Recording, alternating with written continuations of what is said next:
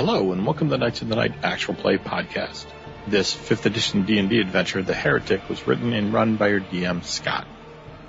And now, please enjoy episode 500A, titled, But His Hands Are Not Fists. Actual play begins immediately.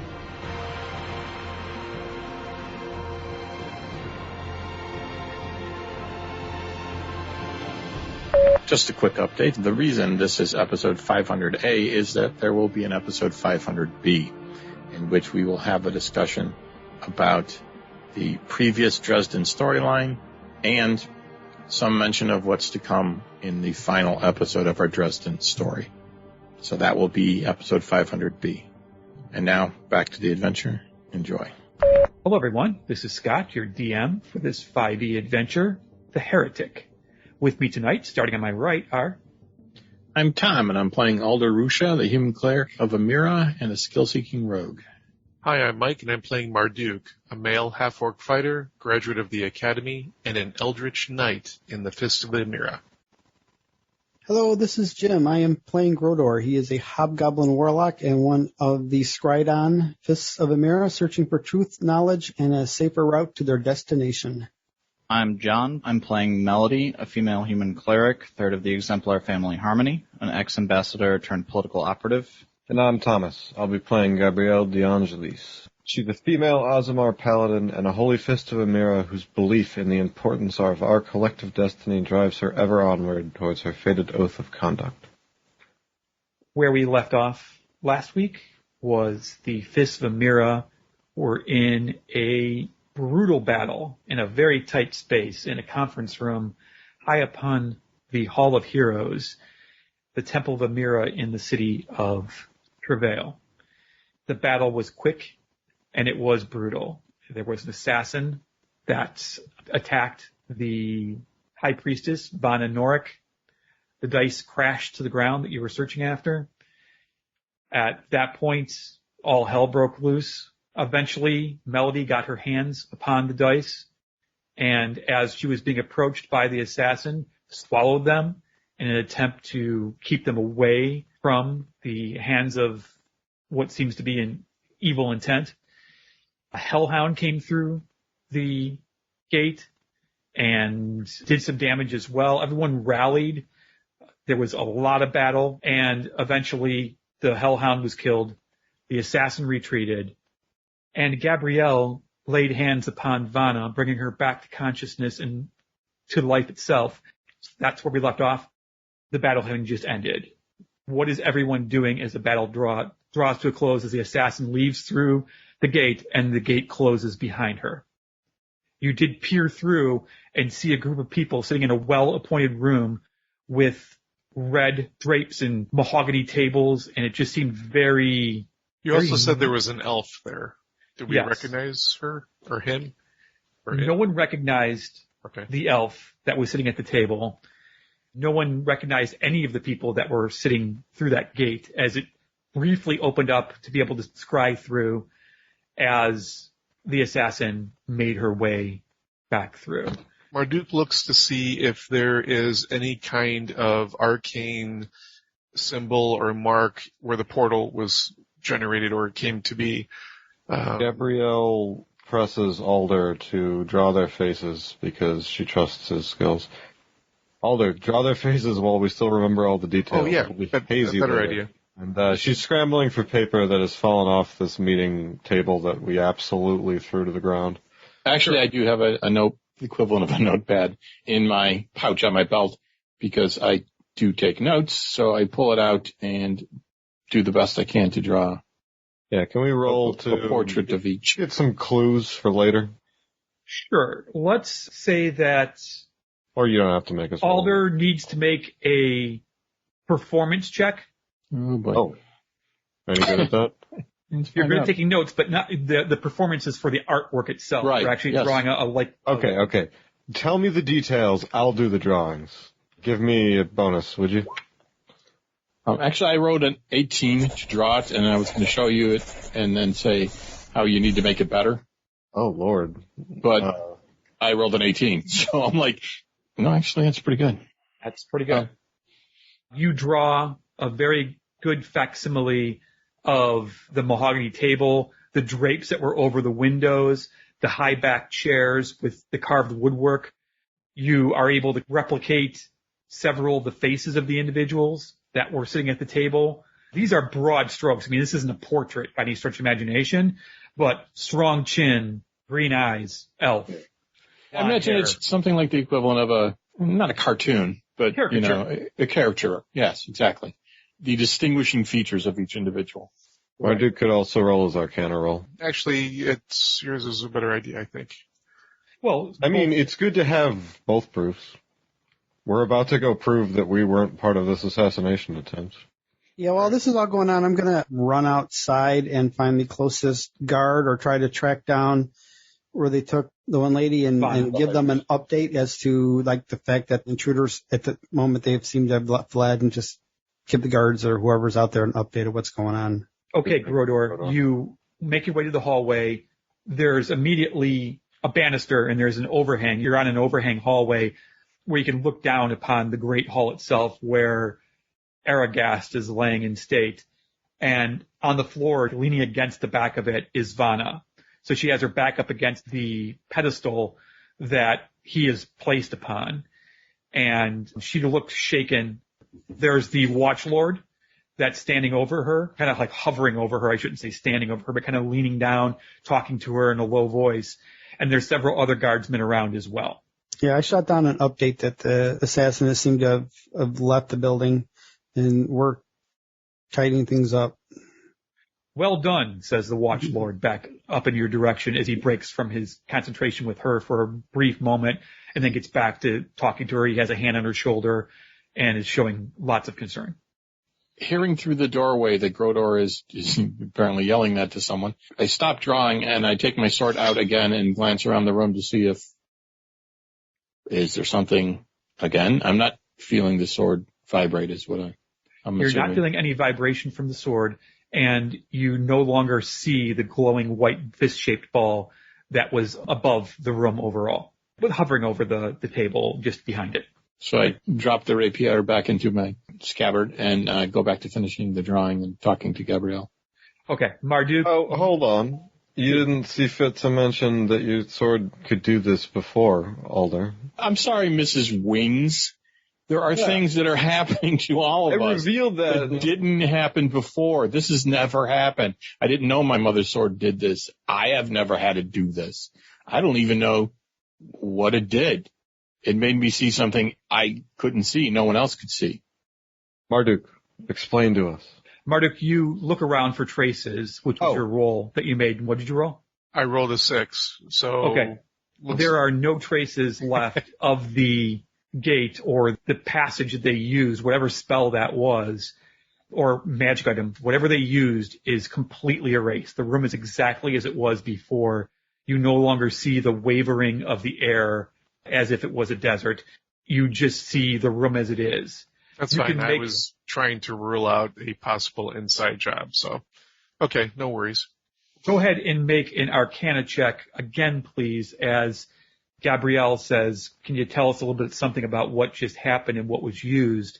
You might have some information. Yeah, what is it that this sword did? But also when Alder says wings insultingly, they vanish in a plume of light because she's embarrassed and they need to go away before other people show up in this room. I roll a 13 on my Arcana check. And with that, you know, we talked about this last session, you know that the white fish-shaped glowing item was probably some sort of scrying, some kind of scrying spell that you learned and you've heard about during your training at the academy. In regards to what happened with Alder's sword, there are several different spells that you're aware of, or magical powers, generally done through spells, that can reveal things that are hidden. Magical things that are hidden, invisible things that are hidden. There's true seeing, there's see invisible. There's a couple different ways to go here. Detect magic. There's several that it could be. It's impossible to tell which one the sword just exhibited. Okay. If it is even one of those. I share that information with everybody. Well, I've been invisible before, and that thing hasn't freaked out, so I don't think it's that. That's true. And while this is important, I understand that, Gabrielle, and we can talk about it later and do a little research.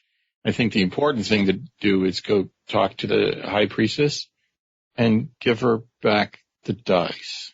I know we want them, but I don't want her thinking we took them. We just saved them and her.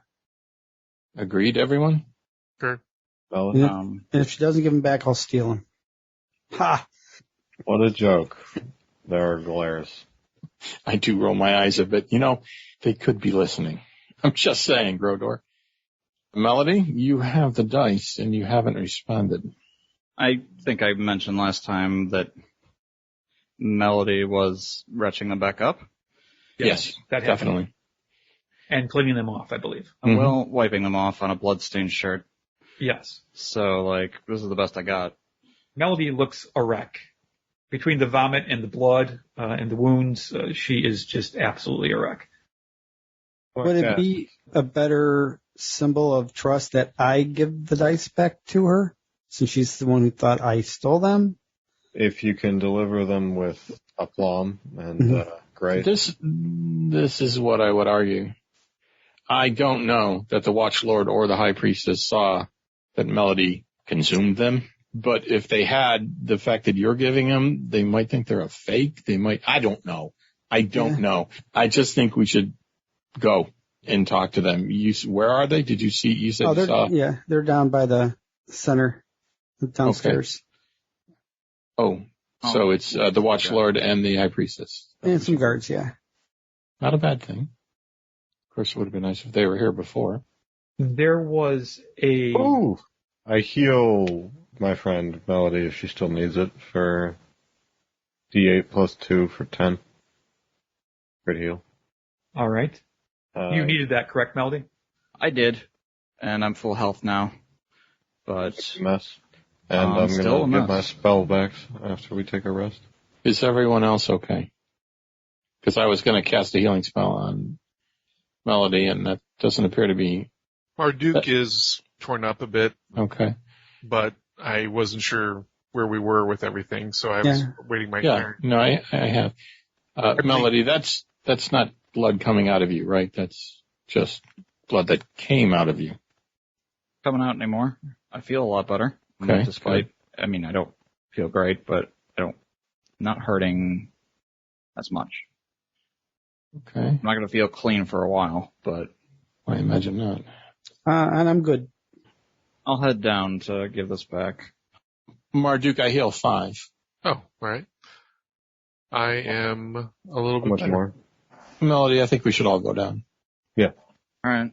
Well, Can someone remind me really quick what happened to the black dagger with the handsome devil handle? It is wrapped in silk and tucked in my bag. Okay. Excellent. Thank you. Mm-hmm. You guys make your way down the stairs. You head into the grand hall, the large open area where Aragast, Norik, lies in state. Vanna is standing now, somewhat shakily, but she doesn't look like she's well balanced, but she is able to stand on her own 2 feet. Again, the Watchlord has a hand on her shoulder, is trying to help her, is talking to her, and there are 2 guards standing around as well.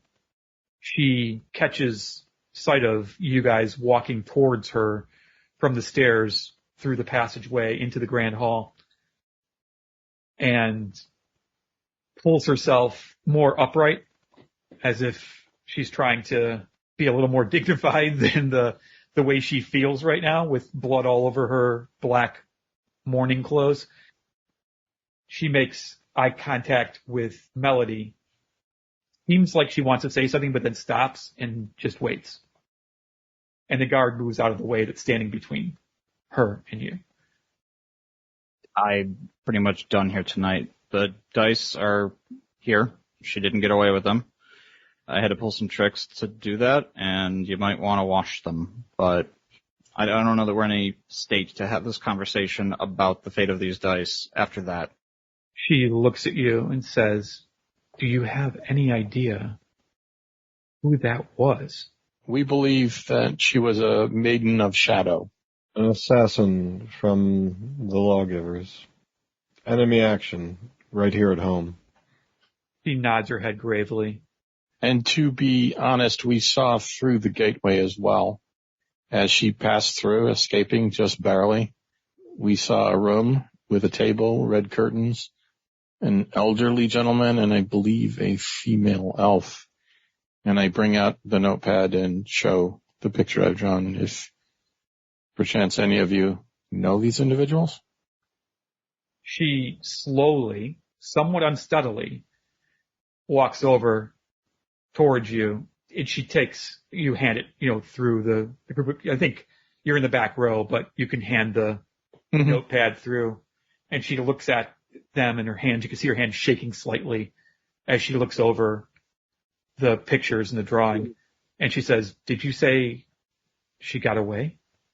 She passed back through the gate that she had arrived in, and I believe she was very close to dying, but yes, she did escape. Thank She you. was in a dire state. Thank you both for all of you, actually. Thank you both for reporting it, and thank you all for fighting to protect my life, the sanctity of this temple, and the dice themselves. This can't be a coincidence. My husband's death, this attack through a gate by the lawgivers, by maidens of shadow, who I've never heard of, but sounds ominous. But to prove the point of the discussion we were having right before this happened, it is an external force that is trying to affect this entire thing. And what did we do? We ended up with the dice. We ended up doing our best to keep all of you safe, and we ended up giving you the dice back. We're telling you that what happened was that we got dreams, and we believe it was from Amira telling us that we needed these dice, but we're not going to steal them from you. We're not going to take them from you. We're certainly not going to attack you. I think you know that. What we promised was that apparently we need them for the mission we're on and to help save our nation. And we even promised to bring them back when we're done using them. Now, I'm not saying you have to make a decision right now, but I'm saying I hope you understand that we weren't making this up. We weren't lying. And we're just here to help you and the entire nation if we can. She was holding your gaze the entire time, looking deeply into your eyes. Melody has her hand out. That's why she walked up originally, was to both look at your notebook and to retrieve the dice. Melody's hand is, unless I'm mistaken, Melody, tell me if I'm wrong, but your hand is out with the dice in your palm, attempting to give them back. Right. She takes her hand, which is caked with blood in her fingernails, and she closes your fist around the dice and says, "I still believe in Amira. I still believe she's with us, even though she's not responding.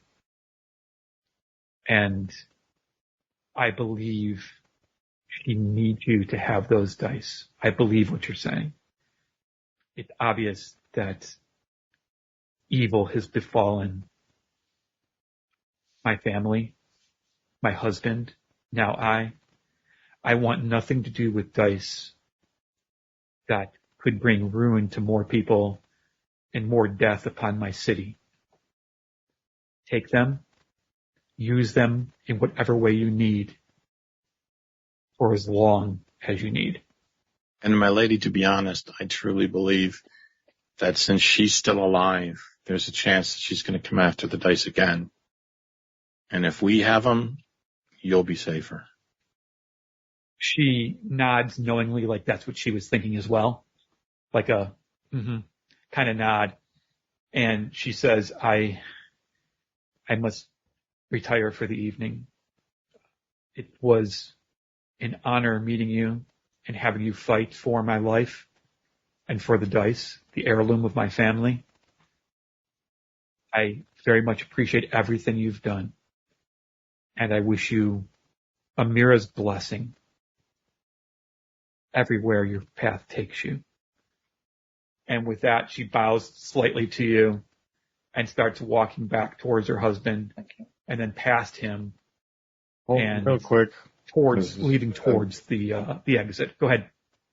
this is where I would interrupt were important, but did she need a sample of the poison that affected her husband for some reason? Because we definitely have it. My brain's telling me to think about it.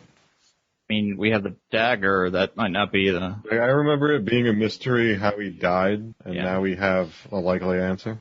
I was going to have a word with the Watchlord, and maybe we can discuss that with him. That'd be Good a idea. more delicate way to approach it. So I'll just say, Gabrielle reaches her hand out to say something, and Melody grabs me. Yeah. Yeah, like grabs your hand and puts it down a little bit, just brings it Shakes down. her Like, head. not yet. So the Watchlord is still standing there. His back is arrow straight. He's almost at attention. As she walks away, he motions towards two of the guardsmen that were guarding the temple, and they start walking her through the temple towards the western exit and presumably back to her domicile.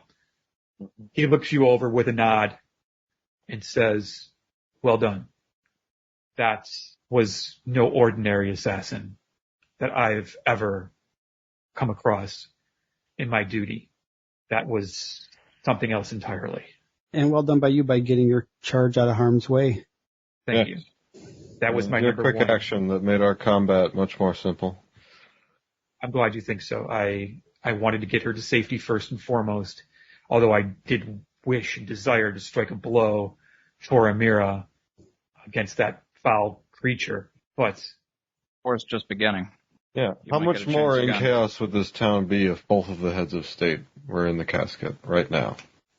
You already Yes. have struck a blow against the war effort. thank you for saying so. I think a roll to bolster his confidence, but I think that's a big statement anyway. No, it's good. We don't have to roll yet. He's agreeing with you and liking you guys. He saw you battle and fight for her protection and for the temple itself and for the country, plus your Fists of Amira, so he has a default standing of thinking that you're good people and that you mean well, even if you might have been lied to in your dreams, if that's what he thought originally. But he's definitely on board now with what you're saying.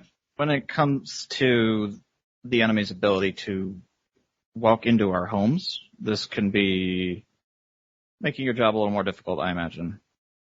I'm going to organize a sending before we leave town to the Fist headquarters in regards to what kind of actions they've been up to and just catch them up. If there's any other Fists in the area, they are likely to come round with advice on how to handle this sort of situation in the future, as HQ will have plenty of sending spells to relay communications and change tactics.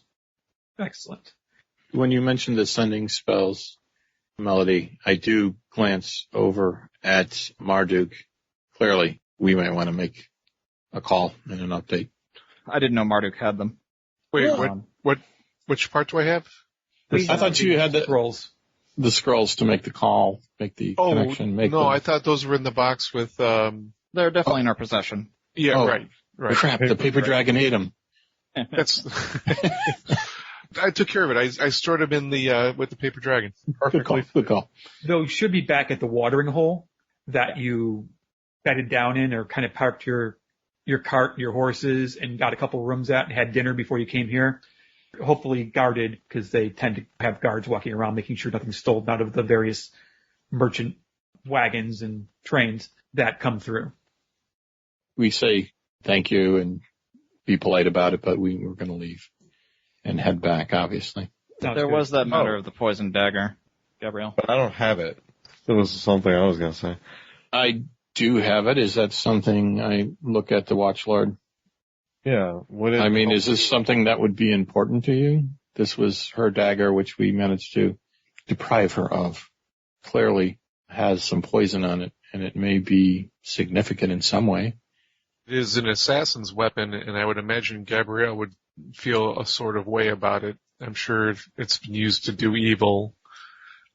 So who knows if Certainly has. I was just worried it may have been used to do more evil than we know of. It might be useful to have a counteragent, a sample of the poison, if you have an apothecary. He responds to all that feedback from all of you and says, I believe, and the clerics and healers believe, that Aragast died of a disease, not of a poison. It would be very odd. I guess there could be poison on the dagger which would cause a disease that takes several days to kill you. But it was several days. I would assume that it would be more of a quick acting poison on that particular dagger. I can dispose of it for you if you wish it out of your possession. If you wish to research it further or dispose of it yourselves, you were the ones in the battle, not I. Yeah. So I am perfectly capable of. With us taking the dice, we are likely to run into this woman again. If your healers could look at this poison and come up with some sort of. Are they renowned for healers here? It might be better to keep it on us. Yeah. That was mainly the question is, could your healers prepare anything for us in the day before we leave? Could they work overnight? Yeah, being so late in the town tonight, most apothecaries all apothecaries that I know of are closed. We certainly could rouse them in the middle of the night, but I think the antidotes that are sold in the apothecaries are wide ranging and would probably counteract this poison regardless of whether we specially made it for you or not. There would be too much research involved, and it would take much longer than one short night to research an antidote specifically for this poison, would be my belief. I am no alchemist, but it's how I believe it works. Could I delegate to you acquisition of a couple antidotes for us before we leave? Absolutely. Where are you staying? At the watering hole. We are leaving in the morning. If you could get it to us as soon as the apothecary is open, as soon as available. I will definitely have one of my guardsmen take care of that for you. It's the least we can do to thank you for saving the high priestess's life and for ridding Amira's temple of that monstrosity that walked on 4 legs within her hallowed grounds. My duty. I'm glad that I could do it for you. As far as the blade goes, I don't think we want you to destroy it or remove it. I don't see myself using poison on weapons in the future, but I think this blade might be useful. I look at my rapier and go, I'm not quite sure what this blade can do that I have, and it might be able to identify, or we might be able to use the dagger to identify where she is or when she's arriving. I don't know. I think it may have a use to us. I agree. I suspect Groder may have some insight on that as well for tracking purposes. In worries. He nods and as if he agrees with whatever you're going to tell him because he has no interest in the dagger, like no vested interest in the dagger. If you think it can help you, then he's all for you keeping it. I intend to clear all of the poison off of the Grodor, so don't worry about that. But what else the blade can do, I don't know. Again, thank you, Watchlord, for being at the meeting and for assisting us, but I believe it is time for us to go. He puts his hand up in greeting and says, it is Watchlord, but for you it is Ta Varus. That's his name, because you guys never knew the whole time. No, we didn't. I walk up, I shake his hand, I'm going, it's been an honor to meet you, and hopefully we'll meet under better circumstances next time. If Amira's will is had, yes. I shake his hand as well and start heading in. Gabrielle De Angelis, thank you for your service. And I shake his hand and leave.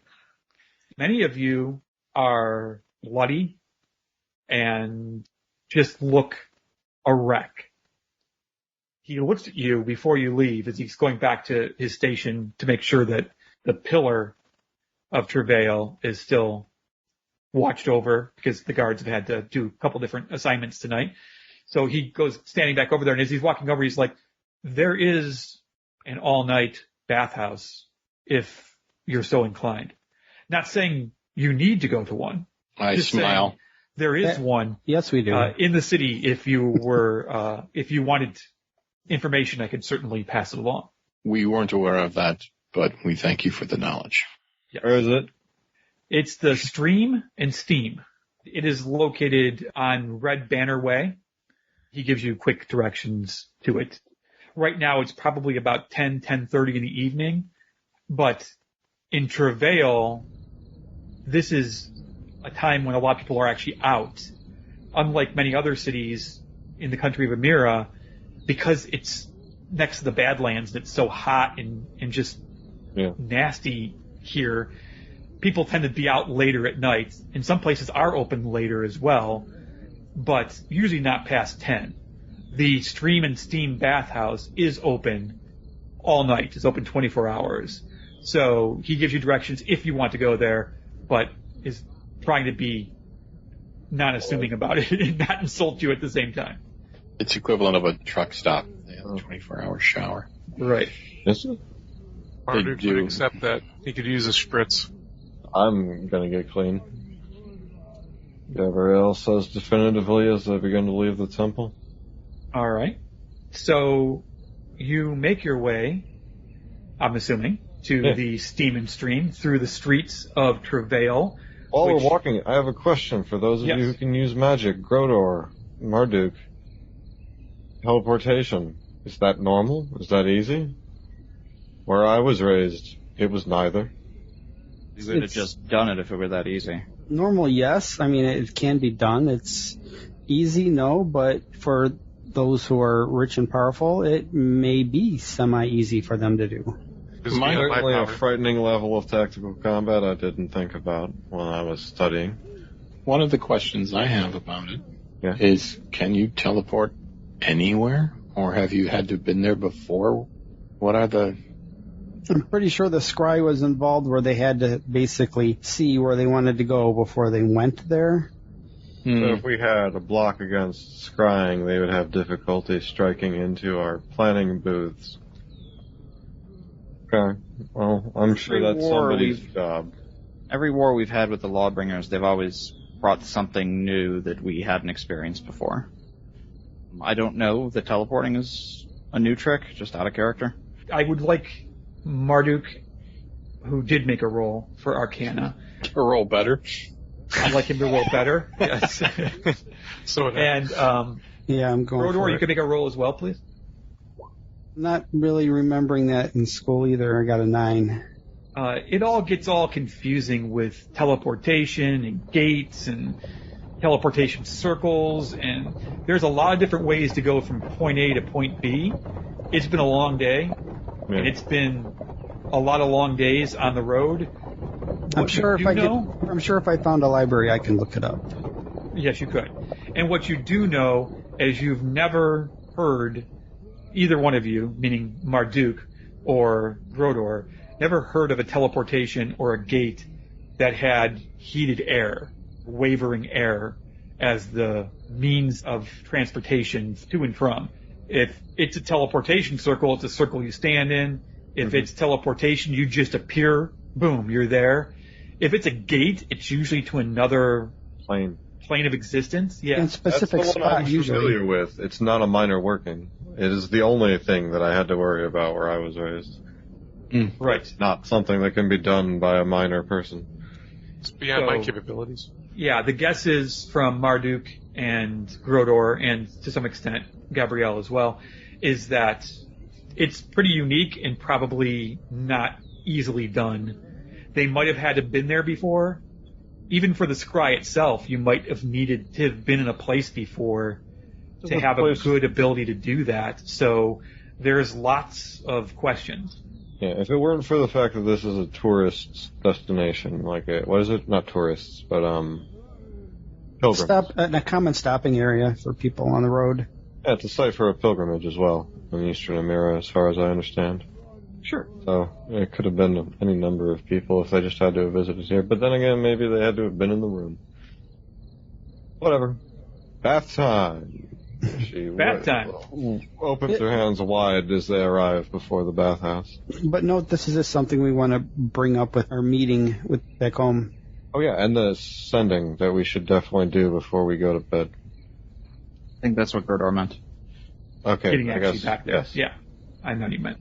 Okay, so you make your way through streets that are a little more crowded than you would anticipate for 10:30 at night. 10.5 bells.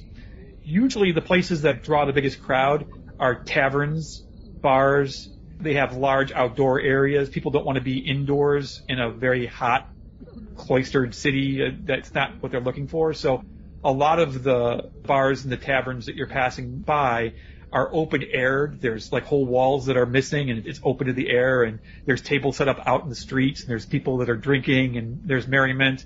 There's food vendors throughout the various corners and near the taverns to serve additional fare that you might be interested in eating. You guys have had dinner already, but there are a lot of food vendors out during the night. And eventually you make your way to a very large building, which has a sign out front that says Steam and Stream, and has double wooden doors to be entered in through. And it is right now not heavily populated. You don't see a lot of people standing outside. It seems to be pretty, I don't want to say vacant, but just there's not a lot of activity around it. I'm curious. Guess we're going to go in and soak. Yeah, I have no perhaps problem it's an end of the day activity for them, and this is just noon. I don't know. I'll get their schedule.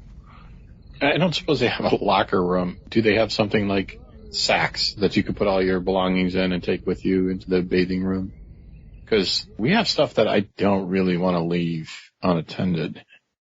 Right. You go in, and there's a long, wide hallway that's relatively short, though, maybe only 30 or 40 foot, which is actually long for a building, but the building is really large, so the hallway is short for the proportions of the size of the building. There is a desk off to the left-hand side, and there's a lantern on the desk, and there looks to be a teen behind the desk, dressed in somewhat normal street clothes, reading a broadsheet, and not really paying any attention to you as you make your way down the hallway. He folds the broadsheet in four. Welcome to the Stream and Steam. How may I help you? Your Clean. biggest tub, your hottest steam, and Mighty some orange stream. slices. Small private bathrooms are closed currently because it's past 10 p.m. The large common room is open. It costs 2 gold pieces. For that price, you get access to the sauna and to individual bathtubs. You also get access to a small chest with a lock key and robes and perfumes. We are And covered in gloves. blood and bile. What about soap? There are soap as well. I forgot the soap. There's soap. There are bathtubs, which you can get. You look like How you is this might kid need. so bored about us being covered in blood? You guys haven't And- looked up from his script until just now. Yes. So It's very professional. it is 2 gold pieces for the common room for as long as you wish to stay. It is open 24 hours. I don't think it'll take 24 hours. 2 gold per person? 2 gold per person. 10 gold's 1 plat. Yes. Alright, plat coin comes out, and she slaps it down. All right. Hold up here. The Watchlord sent us. How much to open up a private room that are closed? Oh, It's against the rules of the establishment to open the private rooms after 10 p.m. I don't have the ability to do that. Sorry. Deeply. Yeah, you seem so. what if we bribed you? It's a genuine question. I mean, yeah, is there anyone here? I mean, we could just pay you directly. You said you don't I- have the ability. Did you mean the capability? Go ahead and make a persuasion check. What if we made it worth your while? I'll do the... Well, okay. 15. It's a very tempting offer. How about I use your face for my loofah? Give me my room. Intimidation. I don't have access to the keys to open up. It's behind, you see the door behind me? That's the office. It's locked by the owner after he All right. leaves at 10 Yeah. p.m. Here's Alright. I 5 only have gold, access. and just don't pay attention for about 10 minutes. Are you The- okay? The doors are all locked. I'm aware. Jesus Christ. Jesus. I'm sorry, that's inappropriate. That's Amira, save us. Thank you. That's much better. I turn around and I go, do we need the keys to get into a private room? Amira's patience. Come on. The common room, it's very spacious, and you'll find much privacy behind the privacy screens that are located throughout the area. Okay. Gotcha, thanks. You're welcome. Brother Byron gets 2 of his own gold. Oh shit. To come in That's as well. what I miscounted. There was a 6th, but you had 10. You had 5, but he pays for himself. I'll slip it into his pocket later. You won't even know. Good deal. As soon as you pay, the broadsheet opens back up again, and he's reading by lantern light and not paying any attention to you whatsoever. You go down the hallway, and there's a sign that points and says common baths with a big sign. There's other hallways that splint off that presumably lead to private rooms or massage areas or whatever else a bathhouse might have, but it's after hours, so all that's available legally is the common room. And there's a wide set of double glass doors that do lead to the common room. It's with gold, like an etching of gold within the glass doors. It's very impressive looking. It's a nice establishment once you get inside. So you open the double doors that lead to the common area. Against the far wall, towards the far wall, is a large pool with steam coming off of it. The pool itself is probably 30, 40 feet in diameter. There is someone in the pool right now, and there are some guardsmen standing around just milling about, talking to each other. And when I say guardsmen, I don't mean Soul Guard or Soul Watch, where Amira guardsmen. I'm talking about completely different armor, completely different look to them than what you are normally accustomed to seeing with your own country's Hired guardsmen. security versus... Could be security, could be somewhere else.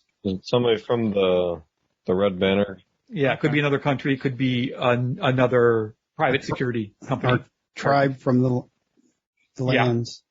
The local mercenary guild that runs the street. The room itself is probably 100 feet by 120 feet in size. So besides that 40-foot or 35-foot large hot tub for everyone to be able to mill about in, there is located strategically throughout the room are clawfoot tubs with pipes running into them with water kind of constantly refreshing it. So there's these baths, basically. There's probably 15 or 20 of them located strategically throughout the rest of this room. Each bath has a cabinet, which you assume the towels and the perfumes and the soaps are in and whatnot. And there's also like a room divider to give you a little bit of privacy if you want, that are located by each of them as well, that you can kind of hide behind if you're feeling bashful. That's the extent of the bathhouse. Above you, it's a flat ceiling, but it's glass so that you could see out into the sky, in the night sky. You can see the maiden and her sisters in the night sky shining brightly. You can see the stars. And so it's, all in all, it's a pretty nice setup for 2 gold pieces. Place I can wash the clothes. The maiden and her sisters watching over us as we take a bath. Exactly. And you assume, Melody, that there would be a washing service if it was during the day, but what you probably have to do is get some soap into the tub and do it yourself. Yeah. But during the day, they would definitely have that service. I'm going to cajole a guard into getting me, what are those? Scrub rack? Washboard. The thing you play music on. And also clean clothes. I think I'm just going to use the cabinet that's got crap in it to store my shit while I'm in I'm sorry. next to it to clean myself. That's a great point, Groder. My bad, and I'm sorry for talking over you as well. Next to each cabinet is a small chest, probably 1.5 by 2 feet, that you could put your clothes into, or a dagger, or important papers that you're carrying, or something along those lines, with a lock in it. There's a key in it that you could then take with you if you wanted to, or place somewhere else where it was within your vision. And the lockbox would be within your vision while you're taking a bath, too. Yes, it would be. So, Melody, you walk towards the large common hot tub. Mm-hmm. And as you're walking closer, you see that there is a man that is in the hot tub. He, of course, is not clothed. He's sitting back with his arms on the tile to the side, relaxing back. He's very pale in complexion. He looks to Rarity be around here. not normal for around here, no. He looks elvish. He has long, blonde, almost white hair. Looks to be in his mid-30s or so. Nearby him are 5 guards milling about. They are wearing leather armor, but there are little hints. A sash here, a belt there, of the color red, which is not a color that's commonly associated with Amira. Guards I'm used to. It's not, yeah. They're not seemingly guards that are here. They look like they're looking over, they're working for the man in the tub. They don't look like they're just guards that are milling about and break up trouble. I see. I thought somebody would at least be security for this place. Apparently not. You have to bring your own. Exactly. Well, I'm gonna dip my toes into the water across from the dude. You look an absolute wreck, by the way. Just I to do. Be clear. I'm not getting anything messy in there. Just the toes. Just your And toes. I say, hey, I could use a private bath. I'm not gonna foul your water here, but I can only do so much good when I have to get back into these clothes. Is there someone I could talk to around here about fixing that? Make a perception check. I'm saying this to the guy. Yes, I understand. But, okay, yeah. I rolled a natural 1, so that'll be a 5. You're exhausted. You're absolutely flipping exhausted and beat. And so you ask this seeming stranger that question, and you hear his response is, my lord, melody, harmony, would that possibly be you? And you hear his voice, and your natural 1 no longer matters because his voice is absolutely nails on a chalkboard for you.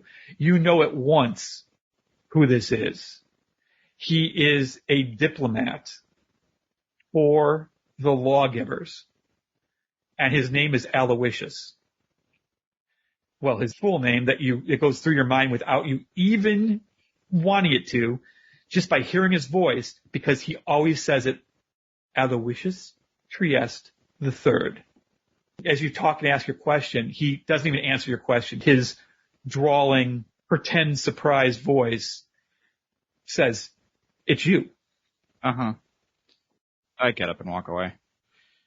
And he chuckles as you do so. So, are the rest of you getting behind screens or whatnot, getting into I'm getting a bath tomorrow. areas? I'm out of here.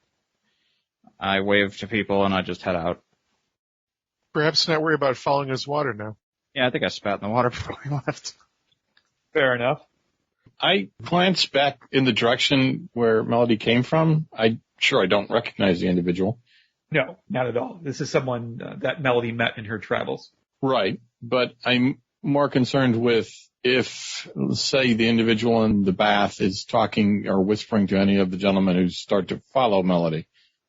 That's what I'm looking for. I got you. Do I need to follow Melody? Is there something going down here that I'm a little worried about? You look over there and you see him chuckling to himself, laughing to himself. And then he takes a deep breath and goes under the water for a second. And then he comes back up and he puts his hands through his hair, squeezes out the excess water, and has a big grin on his face. And he's just smiling. He doesn't talk to his guardsmen at all. Okay. So I'm going to take a quick bath as quick as possible, basically watching the whole time to make sure that what I fear doesn't happen. And as quickly as I can, I finish up. Gabrielle Go after Melody. leaves with Melody and waves Alder off, Oh, okay. because she can deal with being stinky. So give her friend an escort, make sure everything's all right. Okay. Brother Byron strips down, takes a bath, puts on a robe, Visits the afterwards relaxes a bit, visits the saunas off to the, not like a steam room, off to the side.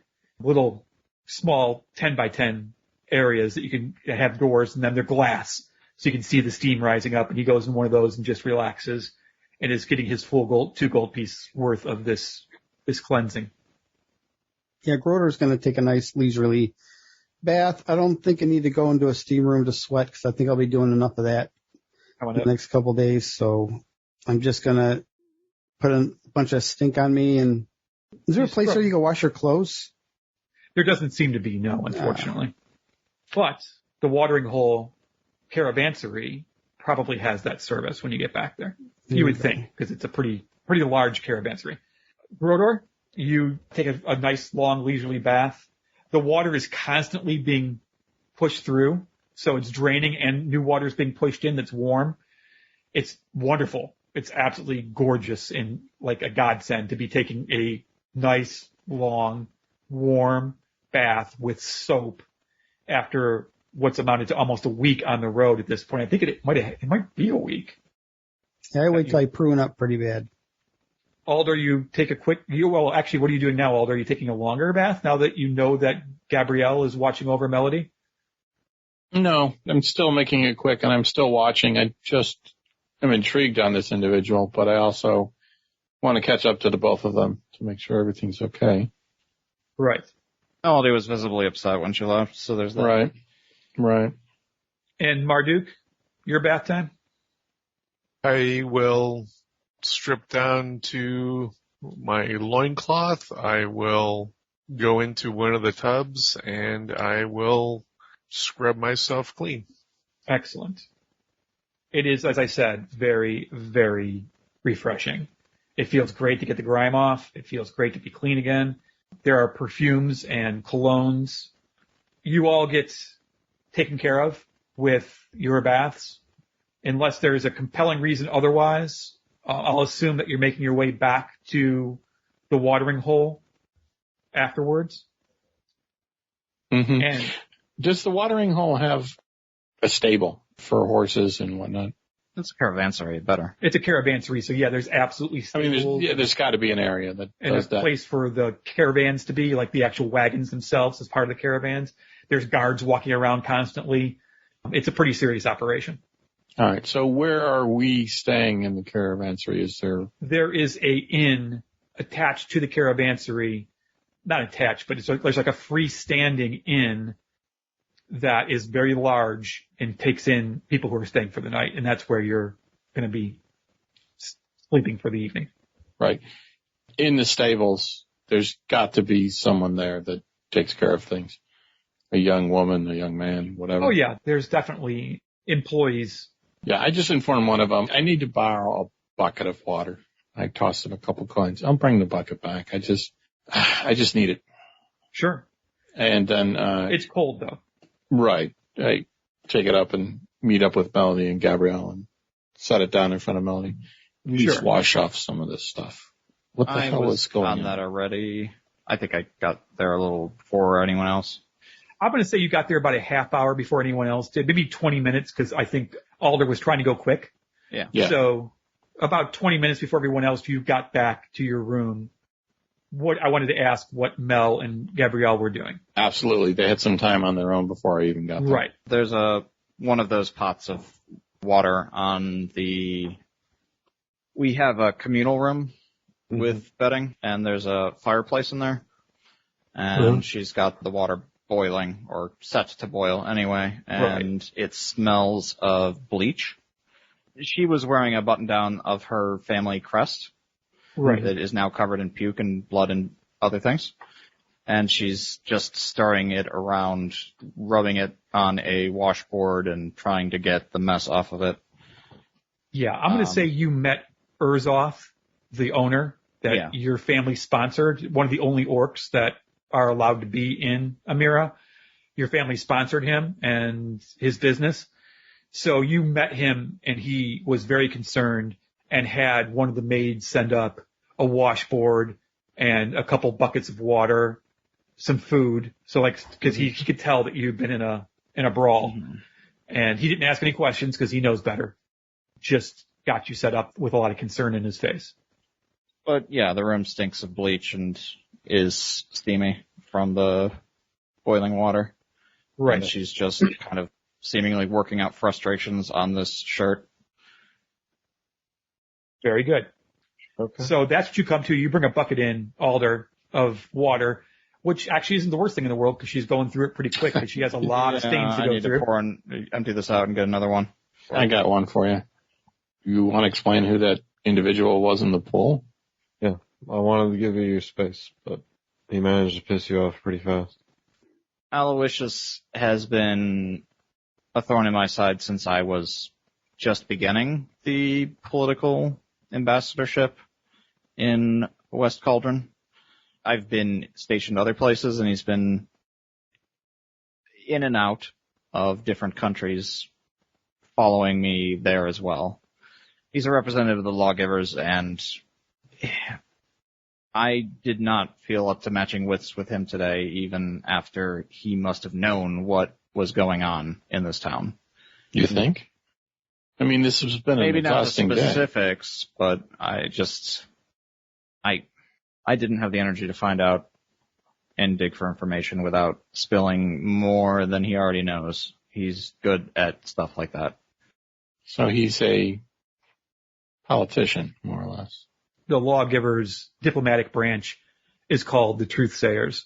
The first time you met him was in West Cauldron, in the capital, during one of your first assignments. And yeah, he is everything that you can imagine and more. What's he still doing in Amira? Should we be concerned that he's spying? Right. I mean, that's what diplomats do, right? Oh, I'm sorry, Melody. I didn't mean to insult you. But That's fine. I mean, we aren't on bad terms with West Cauldron. It's not as though I didn't do spying, but it was in good faith. Even during a war, you need diplomats in a country. He's not going anywhere, unfortunately, until he gets caught at something, and given that that hasn't happened yet, I think it's safe to say he can squeak through for a while longer. so I would think that at the very least we want to make sure he doesn't find anything else about us, about you. Yeah. I don't think he knows that we're a group, but you need to move on as fast as possible. I thought it was best to leave as quick as possible rather than give him anything to work Right. off of. Exactly. And we are leaving in the morning as soon as we get that antidote. And that's when everyone else arrives in the room at this point to check on Melody and Gabrielle, who left early. Recap, he's a politician for the lawgivers. He's a truth speaker. The only truth he speaks is that which serves him. It doesn't surprise me that when there is a scrying event going on that there's a lawgiver in town. I don't know the specifics of how scrying is done. Someone may have had to set the situation up, but he's been careful to keep his hands clean of the dirtiest of the work. But you saw he had at least 4 guards, so he's got hands that can do things in this town, and I would rather be out of here than spend another minute with him. But his hands are not fists. Right. His hands are 4 local thugs who belong to the Red Flag group. I'm trying to remember their names. They may have been lawgivers. That is a color of theirs. Oh. Yes, red is a color of the lawgivers, and they were probably his personal guards, Right. because diplomats often travel with guards. Oh, that's what we're pretending to be. Mm-hmm. They just happen to be in the district that belongs to those mercenary guilds, so. On the way up, I bought a bottle of wine for Melody Okay. because I knew Subtract 5 silver pieces, please. I figured she would be in one of those moods where a little bit of wine could help. Very nice. A little nightcap, something to put you to sleep real quick since we're all exhausted. I brought her a bucket of water. Silly me. I have a sister and a mother, and they both love wine when they're upset. I think I'm going to take that and say thank you. Let's put this away for when we have something to celebrate, though. I just want to get to bed after this. And so you prepare for your early departure. Those of you who have traveled this way before, Marduk, Grodor, and Melody, know that the most tenuous days of your travel are ahead. Because about half a day into your travels tomorrow, you'll come upon the first outskirts of the Cinderwald. and all of the danger that encompasses the Cinderwald. You'll be traveling a path for the next 3 or 4 days. It will be right across the river, just to the south of you, on your right-hand side as you're traveling east towards not your final destination, but your final city within Amira's destination of Tarask. So a good night of sleep is probably in order for things start to get very serious starting tomorrow morning. And that's what we'll call it for the night. Okay. Wouldn't river travel be faster at this point? Since it's headed in the right direction? The river itself, Oh, it's barren. the Barren River, is actually a relatively rocky, it has lots of fords and white water that makes travel down it, and down the early part of it. Yeah, I would say by the time you get to Tarask and on, I'm sure it mellows out. Yes, by the time you get to Tarask, there are barges that ply the river. But around the area that is the Cinderwald, it's actually a pretty hilly, and there's a lot of white water and a lot of difficult terrain, a lot of rocks. It's not a very navigable river in that area with a boat or a raft. Hey, I got a question about, is there a way to cross from Travail to the other side of the river, to the Cinderwald and the Hollowlands, if you didn't want to take the road most traveled? There's transportation across the river, but there's no real road. Like, you're on a very solid road that you're traveling on the north side of the river. The south side of the river, the Cinderwald comes right up to the river. There's not a lot of reason for people to go across the river, but could you find someone to take you across? Probably, yeah. The only thing I was just flirting with the idea is of not meeting our person in Tarask and just taking a shortcut straight to the Hollowlands just to get us there a few days quicker. But would it really be quicker or safer? And is there anything in Tarask that we... Tarask has a caravansary with a guide waiting for you, with a change from horses to wagon to camels to head into the Hollowlands, because there's a lot of desert and a lot of hard terrain that you're going to travel across. So there are reasons to go to Tarask. I'm not diminishing the fact that you guys could change the story if you want to and go your own way, but you were given directions to go to Tarask to I think meet up with a guide. When we wake up, first thing we're going to need to do is check back with headquarters before we move on. Yeah, we gotta do our sending. Can't believe we forgot. Tonight was pretty much just role playing, and it was well done for the most part. But the only thing that really struck out at me is that I was not expecting, and that I think really changed things up a little bit on how I thought the evening was going to play out, was when Melody just up and left when she met Aloysius.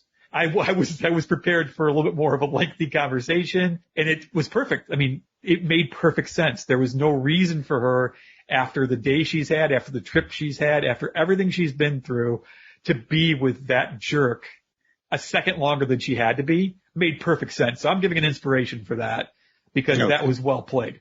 And so thank you, everyone, for listening tonight. We appreciate you tuning in for this role-playing heavy session. And we, once again, look forward to talking to you again in the future. For the players, thank you for joining me tonight. It was a little bit of a shorter night, and again, it was role-playing heavy, so I appreciate you guys really getting into character and doing a great job. We'll see everyone next time. Bye. Good night.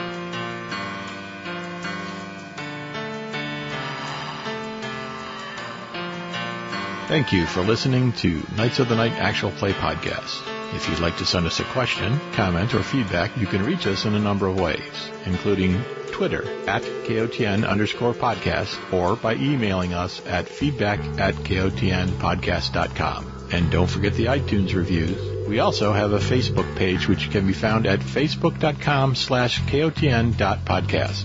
While on Facebook, you can join like-minded folks at our fan page at facebook.com/groups/KOTN-fan. And lastly, there's our blog at KOTNpodcast.com, where there's an Amazon link on the right-hand side for those of you who'd like a more steady way to help us pay the bills. Or if you live outside the U.S., you can help by donating to our Patreon page at patreon.com/KOTN. And please remember to join us next week for more mystery and adventure.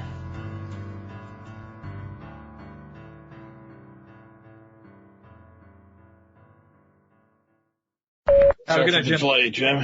See you next time. See ya. We reached a milestone for our characters, or are we still? Yeah, you did mention us leveling up. Yeah, that's going to happen after the very next scene.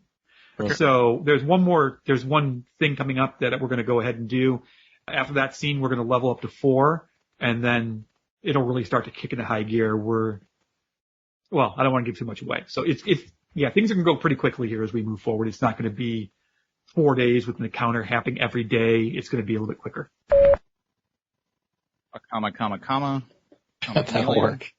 Whose belief in the importance of our collective destiny. Wow, this is way too many words. Give me a minute. Oh, I liked it. It was going fine. Yeah, it was going good. Whose belief in the importance... Sorry. Oh, that's not going nearly as fun. We good? Go. You're good. Whose belief in the importance... That's not the same way I was going. Marduk, I heal 7 points. Wait, do you get to add proficiency? The healing? I get 1 dice 8 plus 2 wisdom. Okay. Is it adding proficiency? I don't know. It says 1 dice 8 plus 2 wisdom plus 2 mod.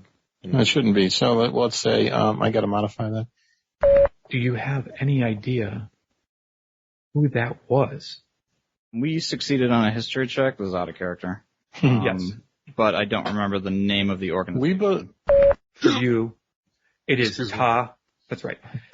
T-A-H for Ta, and Varus is V-A-R-A-S, if you care. I have no idea how to spell that. A-L-O-Y-S-I-U-S. I had no idea either until I looked it up. I just thought it sounded like a really good dick name. Yeah, Aloysius Aloysius. something the third. Priest. T-R-I-E-S-T the third. At your service. Other possible titles available for voting at the Facebook fan page were, how about I use your face as my loofah? Washboard, the thing you play music on? I'm sorry, Mrs. Wings. She can deal with being stinky. And could they work overnight?